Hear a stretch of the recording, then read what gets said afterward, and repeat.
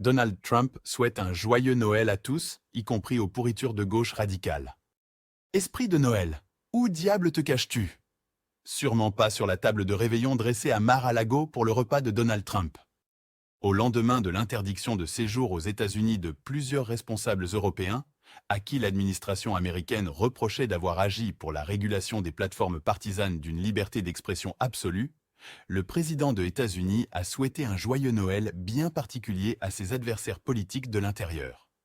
Le milliardaire a saisi l'occasion des fêtes de fin d'année pour souhaiter un joyeux Noël à tous, y compris aux pourritures de gauche radicale, en référence notamment à ses opposants démocrates qui ne passent pas un jour sans être dans le viseur du président américain, celui-ci les rendant responsables d'être la cause de tous les maux des maux que traverse le pays.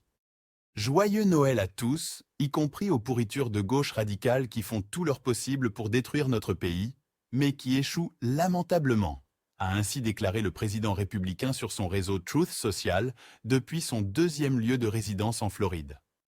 Économie, tensions sur les sujets de société et même conflits internationaux, Donald Trump reproche régulièrement aux responsables démocrates et aux figures de gauche du pays, en particulier à l'ex-président Joe Biden, d'être à l'origine des difficultés que traversent les États-Unis et le monde. Malgré des indicateurs inflationnistes gonflés à bloc par sa politique tarifaire erratique, le chef d'État voue aux gémonies son prédécesseur pour les difficultés économiques traversées par le pays.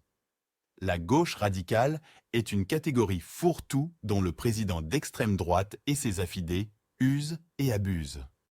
Donald Trump, dont les scores de popularité ont touché récemment un plancher jamais atteint par un président au bout de sa première année de mandat, y intègre volontiers, avec son style cinglant, tous les démocrates et opposants politiques.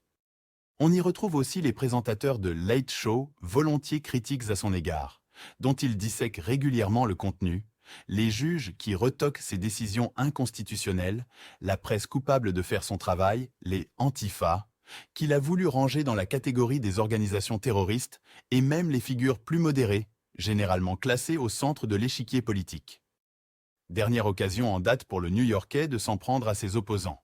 La publication de la dernière fournée des dossiers Epstein, milliers de documents ou photos que le département de la justice s'est résigné à publier après une bataille parlementaire avec les démocrates.